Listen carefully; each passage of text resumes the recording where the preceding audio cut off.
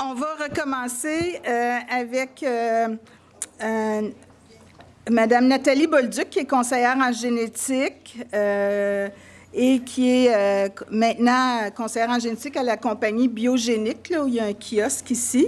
Elle va parler des tests de porteurs, d'autres types de dépistage aussi, puis des tests qui sont offerts aux consommateurs directement sur Internet. On veut en parler de ça. Donc, elle va nous peut-être nous mettre en garde aussi pour ces tests-là. Fait que je la laisse. Merci, Gail. Ça me fait plaisir d'être ici aujourd'hui. C'est ça, moi, je suis conseillère en génétique et je vais vous parler, en fait, c'est ça, un peu les tests de porteurs, différentes offres de tests, particulièrement aux consommateurs, parce qu'il y en a de plus en plus sur le marché. Et moi, ce que je vois, là, j'ai des gens qui viennent nous voir avec plusieurs questions après en avoir fait. Donc, je vais essayer de vous éclairer un petit peu là-dessus sur les avantages, mais les limites surtout de ça. Conflit d'intérêt. Donc, je suis à l'emploi de Biogénique, qui est une compagnie privée, en fait, qui offre des services de conseil génétique, de tests et aussi de pharmacogénétique. Mais je suis aussi la présidente de l'Association canadienne des conseillères en génétique, là. Donc, je porte plusieurs chapeaux cette année. Mais ça me donne un point de vue sur plusieurs aspects là, de ce qui se passe au niveau de la clientèle, autant clinique que privée. Donc, les tests génétiques, juste là, dans les grandes lignes, là, on a commencé à faire des tests génétiques particulièrement en recherche parce qu'on essaie de comprendre c'est quoi la composante génétique des maladies pour finalement peut-être arriver à un traitement. Donc, ce qu'on fait en recherche, éventuellement, désolé, mes diapos, ils ont changé sur la présentation et éventuellement, on veut amener ça vers la clinique. Mais en recherche, les résultats ne sont pas toujours partagés directement avec le patient. Mais quand on arrive en clinique, là, vraiment, on veut confirmer, vous le savez, un diagnostic ou qu'est-ce qui se passe, peut-être identifier les personnes à risque, leur permettre de faire des traitements de prévention, par exemple, ou améliorer les soins de santé précis, comme par exemple, là, on commence au niveau du cancer, à cibler des traitements en fonction de la génétique de la tumeur ou votre génétique, comment vous métabolisez vos médicaments pour essayer d'orienter, éviter les effets secondaires. Donc là, on commence à être de plus en plus pointu dans la génétique et dire que c'est pas tout le monde qui est pareil. Puis selon votre génétique, on peut peut-être améliorer certaines choses.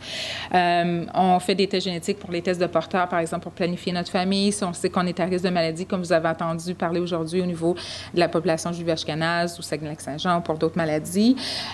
Donc, l'idée, c'est qu'on veut vous offrir une prise en charge appropriée avec cette information-là. Quand on fait ça, que ça soit dans le contexte de recherche ou clinique, là, généralement, il y a un conseil génétique qui va avec ça, où on va parler de votre prise de décision, l'autonomie. L'autonomie, c'est est-ce que vous voulez savoir cette information-là? Vous avez le droit de ne pas savoir. Il y a des gens qui ne sont pas prêts à savoir cette information-là tout de suite ou à ce moment-ci dans leur vie. Fait qu'on va parler de ça. Les avantages et désavantages des tests. Les tests ne nous disent pas tout. On a souvent l'impression que parce qu'on fait un test génétique, ça nous donne toutes les réponses. Non. La technologie change, s'améliore, mais on a beaucoup de zones grises aussi, donc il peut y avoir des limites à ça. La vie privée, particulièrement avec les tests aux consommateurs, je vais vous en parler. À qui a accès à nos données une fois qu'on a fait un test génétique? Quand on le fait à l'hôpital, en clinique, c'est correct, c'est notre médecin, il y a une raison. Mais quand on fait ça parce qu'on commande en ligne dans une compagnie ailleurs, qui va garder nos données génétiques? Les implications pour les autres membres de la famille aussi. Bien, quand on fait un test génétique, souvent, bien, il peut y avoir d'autres gens porteurs ou à risque dans la famille. Puis quand on commande des choses en ligne sans en avoir parlé à nos professionnels de la santé, bien, ça se peut qu'on n'ait pas pensé aux implications pour le reste de la famille à ce moment-là. Le type de technologie, on peut tester de plus en plus de choses, de plus en plus rapidement, mais la technologie, elle avance beaucoup plus vite que nos connaissances. Donc là, on se retrouve avec plein de choses qu'on trouve, puis on ne sait pas trop ce que ça veut dire. Est-ce qu'on vous en parle? Est-ce qu'on ne vous en parle pas? Est-ce que ça va être réinterprété? Qu'est-ce que ça veut dire pour vous? Les autres éléments, bien, tout ça, la génétique, oui, la génétique, c'est un peu comme votre plan d'architecte, mais ça fait partie de tout le reste de vous aussi, avec l'environnement, vos habitudes de vie. Qu'est-ce que vous faites avec ça? Ça aussi, ça a une influence. Je vais parler, bon, on connaît les tests génétiques qui sont faits dans le système public, qui sont couverts par l'assurance maladie, et c'est toujours avec un professionnel de la santé, donc un médecin qui va commander le test. Moi, je vais parler aujourd'hui des tests privés et des tests directement aux consommateurs. C'est quoi la différence entre les deux? Les tests privés, là, c'est, je vais vous donner deux exemples de chaque. Tout de suite après. Les tests privés, c'est des tests que vous allez payer de votre poche, qui sont faits par des compagnies privées, mais vous avez absolument besoin de la prescription de votre médecin. Donc, c'est quand même avec votre professionnel de la santé. Puis pourquoi vous payez de votre poche? C'est que c'est des nouvelles technologies qui, nos différentes instances publiques n'ont pas encore fait la décision à savoir, bien, est-ce qu'on l'intègre dans notre système public? Oui, c'est un bon test, mais on n'est peut-être pas prêt encore à l'intégrer dans notre système public et que ça soit payé pour tout le monde. Donc, en attendant, c'est là, mais il faut le payer de votre poche. Mais ça prend des prescriptions de votre médecin. Les tests directement en consommateur, vous les commandez en ligne, vous n'avez pas besoin d'en parler à personne ni à votre médecin, et il y a quand même des tests génétiques là-dedans. Fait que je vais vous donner quelques exemples pour les deux. Une parenthèse. D'où est venue l'idée d'offrir des tests directement aux consommateurs? Oui, il y a une question de profit. Il y a des entreprises qui font beaucoup de profit avec ça. Mais il y avait la question aussi de donner plus de contrôle aux gens, d'avoir leur information génétique en se disant, bien, si les gens savent qu'ils ont un risque augmenté de façon claire de maladie cardiaque ou de diabète, bien, peut-être qu'ils vont faire plus d'exercice à ce moment-là. On leur donne l'information pour agir en fonction. Donc, c'est un peu l'hypothèse de base, c'est qu'en donnant l'information génétique aux gens, ils vont être plus proactifs à faire de la prévention. Fait que c'est une belle hypothèse, mais moi, ce que je vais faire, c'est que les 4 exemples que je vais vous donner, je vais utiliser ces 3 questions-là pour les exemples. C'est est-ce que les tests sont justes? Est-ce qu'ils me donnent un résultat précis? Est-ce que je suis capable de comprendre tout seul mes résultats si je commande quelque chose en ligne? Et est-ce que je devrais impliquer mon professionnel de la santé? Puis si oui, quand? Je ne parlerai pas en détail de chaque test, mais le premier que j'utilise, c'est le dépistage non invasif. On connaît les dépistages pour détecter, par exemple, la trisomie 21 qu'on a actuellement. Il y a des nouvelles technologies où, par une prise de sang, on va voir l'ADN fœtal, placentaire du bébé, et on peut dépister la trisomie 21, le syndrome de Down, de cette façon-là. C'est des tests vraiment, vraiment beaucoup plus efficaces que ce qu'on a présentement. Et c'est même difficile à comparer. Là, présentement, les taux, on diagnostique souvent, on dit oui, vous êtes à haut risque, puis finalement, on fait des amniosynthèses avec des risques de fausses couches, puis finalement, le bébé est correct. Présentement, ces tests-là diminuent le risque de vous dire oui, votre bébé est à risque, puis finalement, on s'est trompé. Donc, c'est vraiment des meilleurs tests. Notre système public est en train d'évaluer présentement comment on va l'intégrer. Donc, ça s'en vient, mais on attend les recommandations depuis déjà plus d'1 an là, de ce côté-là. Fait que présentement, il faut payer de notre poche pour avoir ces tests-là. Est-ce qu'ils sont justes? Oui, ils sont très précis, c'est vraiment un bon test. Mais est-ce que monsieur, madame, tout le monde comprend que c'est un test de dépistage? Ça ne vous dit pas si votre bébé a la trisomie. Ça vous dit, votre bébé est à plus haut risque, il faut aller faire d'autres analyses. Donc, il y a des nuances quand même dans ces tests-là que les professionnels de la santé comprennent, mais que vous, peut-être, juste en regardant comme ça semble super bien. Fait que c'est important d'en parler avec votre professionnel de la santé, puis c'est là où les conseillères génétiques ont joué un rôle important pour apporter ces nuances-là. Est-ce que vous pouvez comprendre les résultats seul? Bien, oui. Oui, vous êtes à haut risque. Si vous comprenez la nuance, vous allez comprendre, oui, je suis à haut risque, je dois aller de l'avant. Donc, ça va. Est-ce que je devrais impliquer un professionnel de la santé? C'est un test privé, donc oui, vous avez besoin d'une prescription. Donc, votre professionnel de la santé, votre médecin, va être impliqué déjà au départ. Puis c'est important parce qu'une fois que vous avez un résultat comme ça, qu'est-ce que vous faites? Bien, si vous voulez aller faire des tests supplémentaires, vous ne pouvez pas aller tout seul les faire. Vous avez besoin d'un médecin qui va vous suivre dans votre processus. Donc, c'est important. Gail parlait tout à l'heure des tests de dépistage porteur. Vous en avez entendu parler. On focus beaucoup au Saguenay-Lac-Saint-Jean, telle maladie. Chez les gens de la Méditerranée, on va parler de certaines formes d'anémie, l'anémie falciforme dans d'autres populations. On connaît ces choses-là. Ce qu'on s'aperçoit dans les dernières années, c'est que les technologies, avant, on pouvait tester un gène à la fois. Ça prenait 6 mois, puis ça coûtait des milliers et des milliers de dollars. Là, pour quelques centaines de dollars, on peut tester 100, 200, 300 maladies d'un coup. Ça prend 2-4 semaines pour avoir les résultats. Et on est beaucoup plus précis. On peut tester des centaines et des centaines de mutations d'un coup.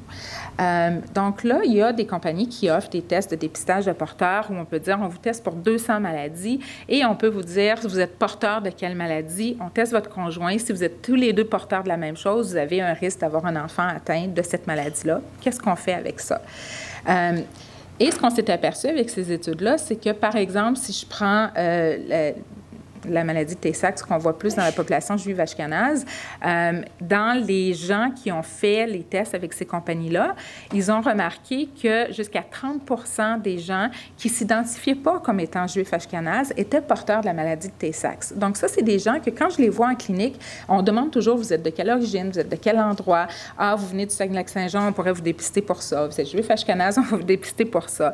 Mais là, si 30% des gens peuvent être porteurs sans savoir qui ont vraiment ils ne rapportent pas cette origine ethnique-là, ça veut dire que je ne les dépisterai pas dans le système public. On manque des gens, ça c'est clair. Donc, ces tests-là, ça va venir probablement éventuellement dans le système public aussi. Présentement, ils ne sont pas encore acceptés, donc on doit payer pour. Est-ce que les tests sont justes? Oui, mais encore là, il ne faut pas rester sous l'impression que parce qu'on fait un test génétique, c'est 100%. Il y a des faux négatifs. Donc, il faut jamais créer une réassurance complète puis dire, bien, vous avez testé négatif, ça veut pas dire que vous n'êtes pas porteur. Vous n'êtes pas porteur à 98-99% de ce qu'on a été capable de regarder. Donc, c'est jamais complètement éliminé. Puis ça, c'est pas clair. C'est clair pour les gens qui travaillent dans le milieu, mais pour monsieur, madame, tout le monde, ça ne sera pas nécessairement clair. Est-ce que je peux comprendre les résultats? Oui, mais il y a certaines maladies, il y a certaines compagnies qui vont, par exemple, dépister comme la dystrophie de Duchenne. La dystrophie de Duchenne, ça atteint les garçons, c'est une forme de dystrophie musculaire. Par contre, il y a 1/3 des dystrophies de Duchenne qui arrivent comme ça au moment de la grossesse. Donc, je pourrais faire un test comme ça, me faire dire que je ne suis pas porteuse de Duchenne, puis être dans le 1/3 des cas où c'est arrivé pendant ma grossesse. Fait que c'est important que les gens comprennent ces nuances-là parce qu'après ça, ils vont dire, bien, moi, j'ai fait le test, je n'étais pas porteuse, j'ai eu un bébé atteint, comment ça? Parce qu'il y a plus que juste les tests. Donc, tu sais, je pense que vous comprenez l'idée là qu'il y a vraiment un besoin de s'asseoir avec des professionnels de la santé pour comprendre qu'est-ce qu'on fait puis les limites de ce côté-là.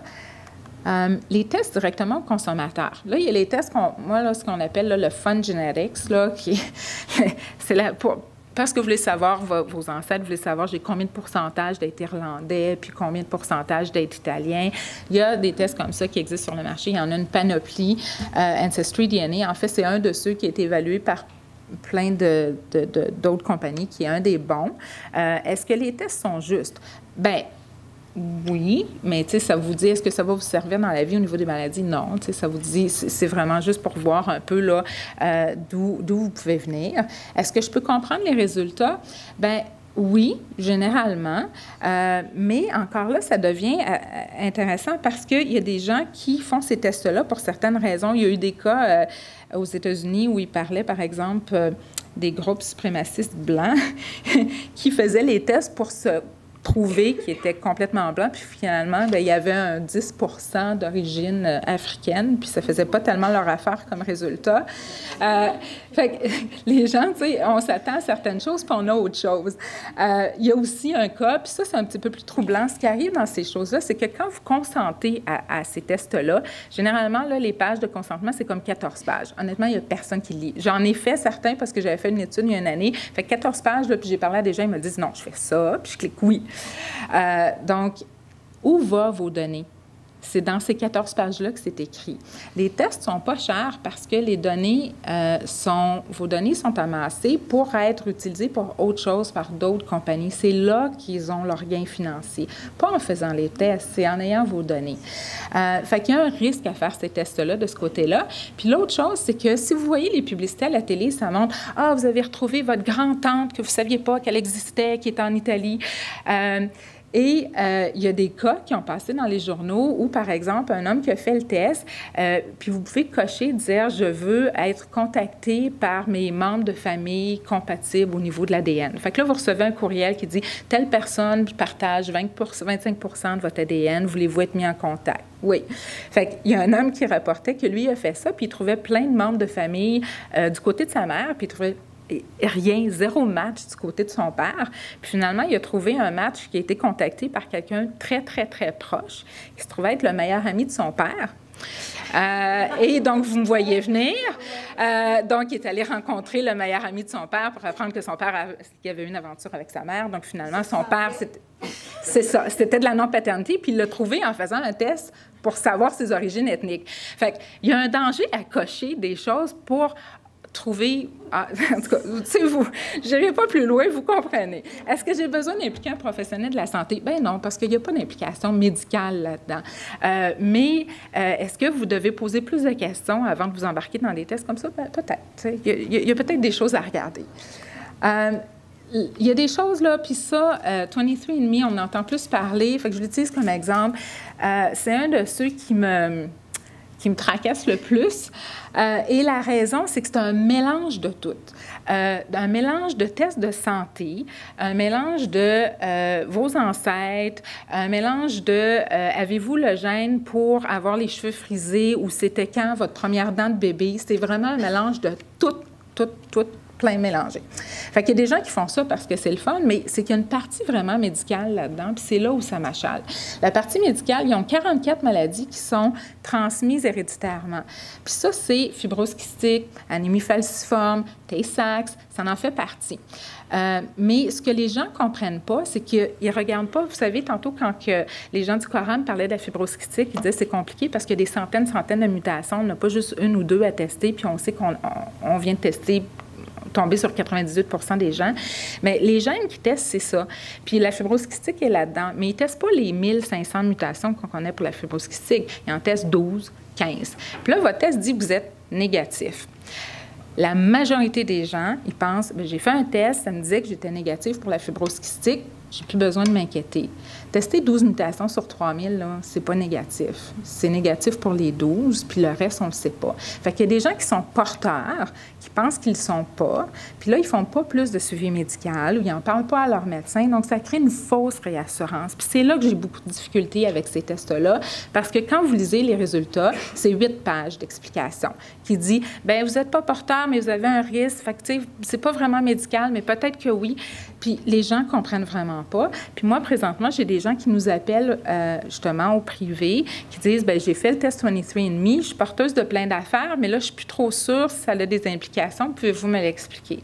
Parce que ça, vous commandez ça vous-même. Il n'y a aucun professionnel de la santé impliqué et ils n'offrent pas de service de conseil génétique avec le test.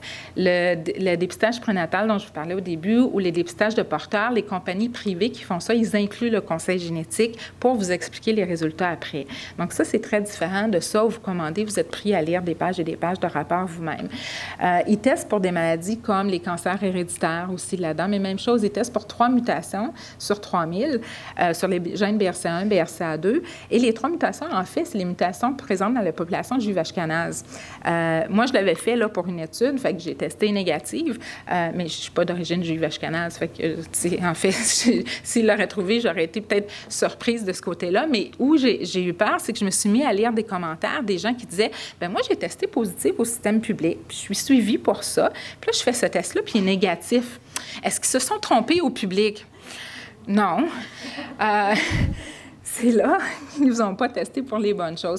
Fait que c'est là où moi, j'ai beaucoup de difficultés avec ces tests-là, puis qu'il faut être prudent. Et encore là, 23andMe fait des sous en vendant vos données de façon anonyme à des compagnies pharmaceutiques, parce que quand vous faites ces tests-là, ils vous demandent, avez-vous eu des dépressions, ou ils vous demandent un peu votre histoire médicale. Donc, l'amalgame de ça, c'est ça qui se servent après. Fait que les préoccupations... Qu'est-ce que vous devez regarder là, si vous voyez des offres de tests aux consommateurs pour vous dire, peut-être que ça m'intéresserait. La transparence du site Internet, c'est fascinant. À toutes les fois que je clique sur les nouveaux sites, puis là, il y en a là, à chaque semaine des nouvelles compagnies qui offrent des tests comme ça. C'est qui le labo? Ils disent, on est un labo certifié. Certifié de quoi? Où? Par qui? Aucune idée. C'est qui le labo? Aucune idée. C'est pas écrit. Contactez-nous, il y a un courriel. Il n'y a jamais de téléphone. Il n'y a jamais d'adresse. Fait que vous ne savez pas, il est où le labo. T'sais, moi, là, ça, c'est des drapeaux rouges, là. C'est pas sûr que c'est un bon endroit d'envoyer votre ADN à être testé. Les consentements qui font 14 pages puis qu'il n'y a personne qui vous l'explique, c'est pas une bonne idée non plus. L'interprétation, la validation, ça, c'est des choses super importantes. Comment ils ont lu votre ADN, mais comment ils savent qu'est-ce que ça veut dire? C'est pas clair sur ces sites web-là non plus. Quelles maladies qui sont testées, mais surtout, comme je vous disais, comment ils sont testés? 2 mutations sur tout le gène, ça ne donne rien. Et c'est ça, l'idée de la fausse réassurance. Là, il y a des tests sur Groupon à 60$, 40$. Puis quand on va sur les compagnies, là, c'est incroyable. Celle-là, quand je suis allée sur leur site web, là, aux États-Unis, il y a Helix, là, qui font un amalgame de plein de tests. Puis il y a une section Entertainment. C'est des tests d'ADN pour le plaisir. C'est correct. Il y a des choses intéressantes à aller chercher, mais c'est que quand on clique dessus, il y a vraiment des trucs un petit peu mélangés avec la santé médicale. C'est là où j'ai de la difficulté. Et il y a de plus en plus d'articles qui disent on peut dépenser beaucoup d'argent. Il y a un journaliste américain là, qui a dépensé jusqu'à 1 600 $. Il faisait une étude, fait qu'il en a essayé plein, là, puis ça ne donne aucune information d'avoir dépensé tout cet argent-là. Fait que soyez prudents avec les tests aux consommateurs. Tu sais, comme par exemple, moi, les autres choses, quand vous lisez les sites, tu sais, ils vous donnent votre ADN qui va vous dire vos traits par rapport au sel. Oui, ça, on sait que c'est ça. Emotional eating. Moi, je ne sais pas là, quel test génétique qui va dire pourquoi vous mangez de façon émotionnelle. Je n'ai jamais vu ça de ma vie, puis je ne pense pas qu'il y a beaucoup de groupes de recherche qui font ça. Fait que, tu sais, c'est le genre de choses que si vous lisez les détails, là, ça, faites « Oh, non, c'est pas sérieux. Arrêtez-vous à ça. » L'autre, même chose, là, il y avait un sex patch. Puis c'est une patch qu'on met dans le temps qu'on est fertile qui va peut-être faire qu'on ait plus un garçon ou une fille. C'est fou, là, mais vous dépensez des sous là-dessus pour des choses. Puis je trouve ça, c'est que quand on cherche des réponses parce qu'on a quelque chose dans notre famille où on veut être plus préventif, je pense qu'on est vulnérable aussi. Puis malheureusement, il y a de plus en plus de compagnies qui vont utiliser cette vulnérabilité-là. Donc, les tests aux consommateurs, l'idée de base, hein, je vous disais, sensibiliser aux maladies génétiques, soyez plus proactifs, c'est super bien. Il y a eu des analyses, des méta-analyses, et la dernière méta-analyse nous a dit que les gens font les tests génétiques, se font dire, vous avez 25 % de plus de risque de diabète. Est-ce qu'ils changent leurs habitudes de vie? Non. Donc, qu'est-ce qu'on s'est aperçu par contre? Là, ce qui est intéressant, c'est qu'on commence à avoir des études à voir, c'est pas l'information génétique qui fait que les gens changent leurs habitudes de vie. C'est prendre cette information-là puis le mettre dans leur contexte de vie. Vous, vous êtes où? Vous, comment vous vous alimentez? Qu'est-ce qui s'est passé dans votre vie? C'est quoi votre milieu familial? C'est quoi votre milieu... Donc, quand on le met dans le contexte de vie, là, les gens peuvent dire, oui, moi, c'est vrai que je suis dans un milieu stressé, j'ai l'histoire familiale de maladies psychiatriques, j'ai déjà eu une dépression dans ma vie, je suis peut-être plus fragile à ça, en sachant que peut-être génétiquement, j'ai un peu plus de prédisposition à ça. Oui, ça fait du sens. Bien, au lieu d'attendre de ne pas filer bien pour faire de l'exercice, pour rétablir, par exemple, ma santé mentale, il y a beaucoup d'études au niveau de la génétique psychiatrique où il n'y a pas de test à faire, mais que de mettre la génétique dans le contexte des gens, ce qu'on voit, c'est que les gens disent, c'est vrai que je suis plus à risque, bien, dans le fond, je devrais faire de l'exercice plus régulièrement pour me maintenir à un bon seuil de santé, puis moins tomber vers la dépression. Fait que ça peut être comme ça pour l'alimentation, pour ces choses-là. Fait que l'idée, c'est que c'est pas l'information génétique, c'est le conseil génétique qui est important avec ça. Et de là, l'importance de mettre tout ça en contexte pour vous. Donc, les éléments nécessaires pour amener des changements, c'est vraiment vous donner un sentiment de contrôle, l'information dans votre contexte de vie, que ce soit pour les maladies, mais que ce soit pour de la prévention aussi. Et donc, c'est ça, j'arrive là. Donc, je pense que j'ai passé un message de ce côté-là. Il y a des bonnes options, il y a des bons tests. Faites attention quand vous tombez au consommateur. Puis, généralement, les tests que vous pouvez commander par vous-même, ça peut être intéressant, mais ça devrait être par plaisir, puis que vous sachiez que c'est juste pour votre plaisir à vous. Mais s'il y a n'importe quoi de médical là-dedans, s'il vous plaît, parlez à votre médecin ou à une conseillère en génétique avant d'embarquer dans des choses comme ça. Et les bonnes compagnies vont offrir le conseil et vont demander une prescription de votre médecin. Ils ne vous laisseront pas tout seul avec ces informations-là. Merci. Merci.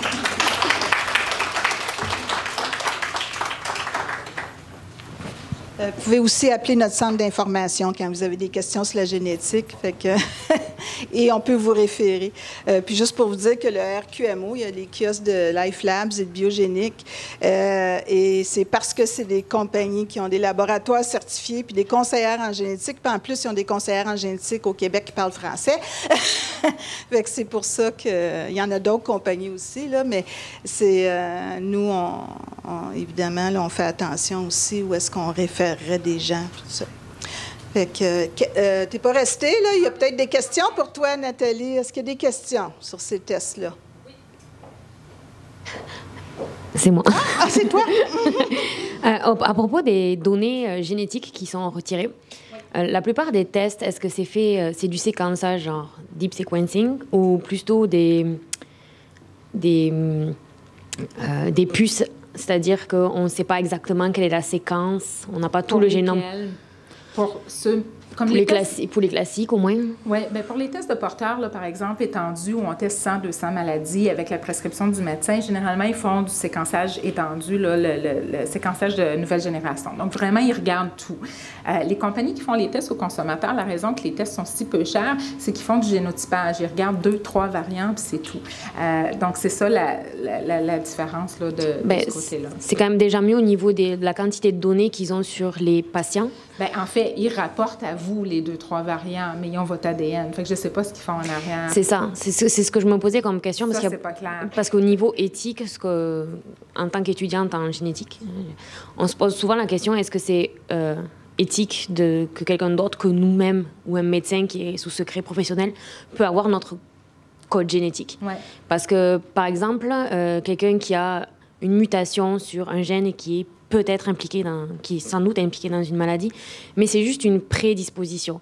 Et il y a certaines assurances, par exemple, qui pourraient se baser sur ça. C'est-à-dire, vous êtes prédisposé à avoir cette maladie, payez plus cher, parce qu'on sent que plus tard, vous allez nous coûter cher. Est-ce que c'est possible? Ça peut être possible. Ce qui est bien, là, j'en ai pas parlé, mais depuis le 4 mai, on a la loi fédérale contre la discrimination génétique qui est en vigueur. Ce que la loi fédérale dit, c'est que ceux qui donnent des services, comme les compagnies d'assurance, n'ont pas le droit de demander ou d'utiliser les tests génétiques dans la détermination, justement, des primes d'assurance ou des services. Donc là, non, cette information-là ne peut plus être utilisée depuis le 4 mai. Est-ce qu'ils n'ont pas le droit ou c'est les clients qui ont le droit de refuser? Non, ils n'ont pas le droit de le demander. Puis maintenant, dans les cliniques de médecins, là, quand ils reçoivent le formulaire des assurances signé par le patient qui dit avoir accès au dossier médical, il y a une grosse en-tête. Tous les médecins, dernièrement, me l'ont dit. Il y a une grosse en-tête qui dit, s'il vous plaît, exclure toute tests génétiques ou références à des tests génétiques du dossier médical. Donc oui, parce que la pénalité, elle est forte. Donc là, il y a une certaine protection de ce côté-là. Je pense que où il n'y a pas de protection, tu sais, même au niveau médical, de plus en plus, on parle de maladies rares. Quand on publie dans les journaux médicaux, que ce n'est pas les journaux que tout le monde a accès, de plus en plus, on fait attention à l'histoire familiale qu'on dessine, parce que quand c'est des maladies rares, les gens se reconnaissent, ou il y a des gens qui peuvent reconnaître, finalement, c'est la famille de... on fait attention à ça. Puis les tests aux consommateurs, non, pas du tout, là. C'est clairement... c'est anonymisé, mais oui, ils ont accès à votre information. Puis on l'entend, il y a des nouvelles là, qui disent telle compagnie pharmaceutique fait une grosse recherche sur la dépression et s'est associée avec 23andMe pour avoir des données sur 3 millions de patients. Bien, c'est qui ça, les 3 millions de patients de 23andMe? Bien, c'est tous ceux qui ont acheté aux consommateurs, moi aussi, là, parce que je l'ai fait pour faire une étude, malgré que moi, j'avais coché que je ne voulais pas que ça reste, mais c'est ça, là, la difficulté. Donc, c'est dit anonyme quand on remplit les formulaires, mais ils envoient bien les résultats quelque part, et l'adresse et le nom est... Bien, c'est ça, c'est ce qu'ils nous envoient à nous, puisque eux, ils envoient aux compagnies pharmaceutiques, là, c'est moins clair. En principe, ils anonymisent. En principe, ils anonymisent. Mais, tu sais, je pense que la question, il y a des gens qui ont déjà dit, est-ce qu'à partir de mon ADN, on peut tracer que c'est moi, même si mon nom n'est pas là? Oui, c'est ça. Merci. Est-ce qu'il y a d'autres questions? Oui.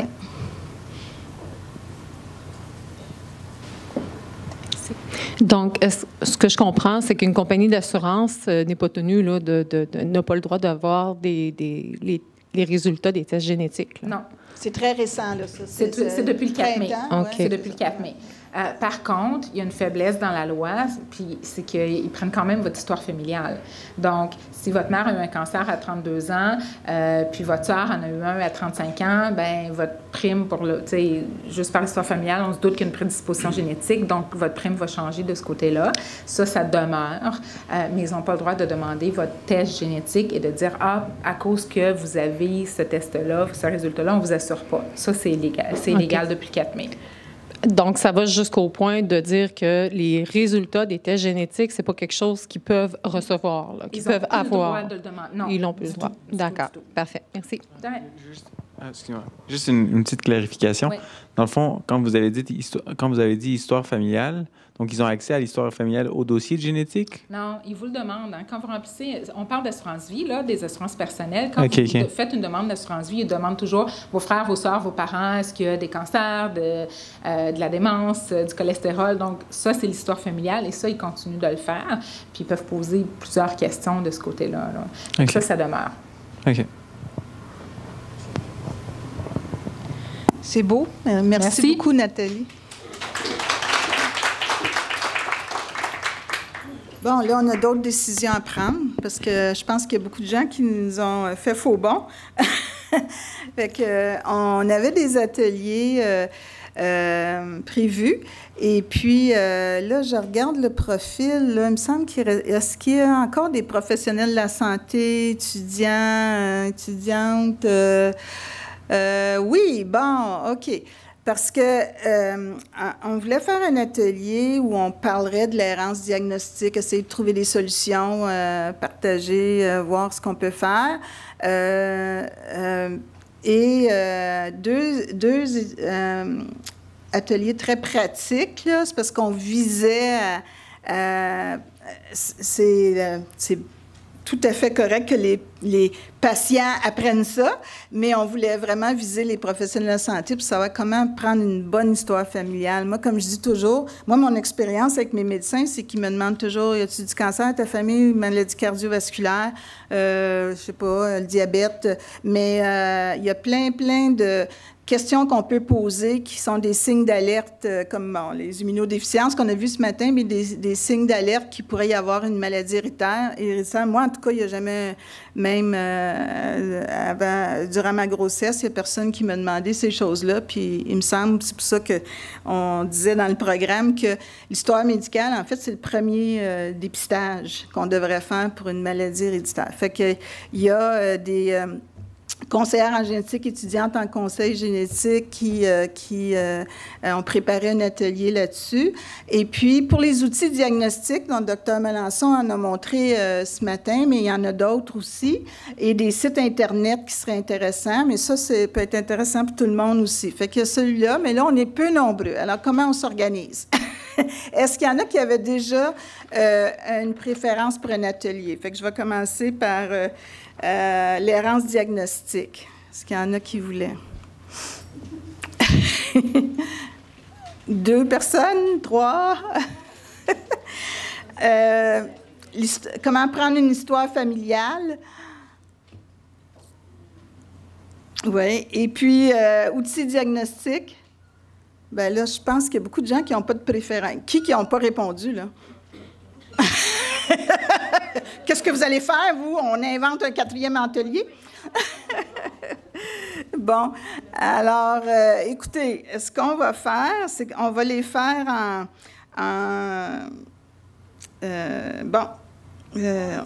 parce que, bon, je ne veux pas non plus qu'on reste là, parce que c'était prévu, là, presque jusqu'à 5 heures, là, puis je pense qu'au nombre qu'on est, là, on va se donner un petit congé, là, samedi. Fait qu'on va les faire en parallèle, et puis ce sera les ateliers qui... Puis, de toute façon, on va essayer de faire soit des webconférences, des choses comme ça qu'on en fait, là, quelques webconférences durant l'année. On peut faire des webconférences, là, puis sur ces sujets-là, puis vous allez pouvoir y accéder. Malheureusement, aujourd'hui, on pouvait pas enregistrer puis faire ça, c'était trop compliqué. Mais, fait que vous aurez accès, là, dans les prochains mois à ces informations-là. OK. Ou et puis, pour les outils diagnostiques, on peut faire un document qui pourrait être... on n'a pas eu le temps de le faire avant, et qu'on pourrait mettre sur notre site Web. Et puis, voilà. OK. Fait donc, ceux qui veulent parler de l'errance diagnostique, on va rester ici. Ouais. Oui. Miaille, est-ce que tu as déjà mis les présentations dans les salles? Mais tu n'as pas les autres? Hein? OK. Donc, on va rester ici. L'histoire familiale est dans la salle André Barbeau, à gauche ici. Puis il y a la salle D200 quelque chose. J'ai jamais su pourquoi c'est 200 quand on est au premier étage. Mais ça, c'est pour les outils diagnostiques. C'est ça. Bon, alors, puis, étant donné qu'on va se disperser, puis je ne sais pas si on va se voir après, je vais te donner tout de suite mes remerciements. Merci d'être là, pour commencer. Merci aux conférenciers et conférencières. Il y en a qui sont venus de loin, en plus. Merci beaucoup à celles qui ont donné des témoignages. C'est jamais facile de faire. Et aussi, je veux remercier Miaille qui m'a aidé beaucoup avec l'organisation de cette journée. Les étudiantes bénévoles comme Mélodie, Alicia est encore là, Alicia.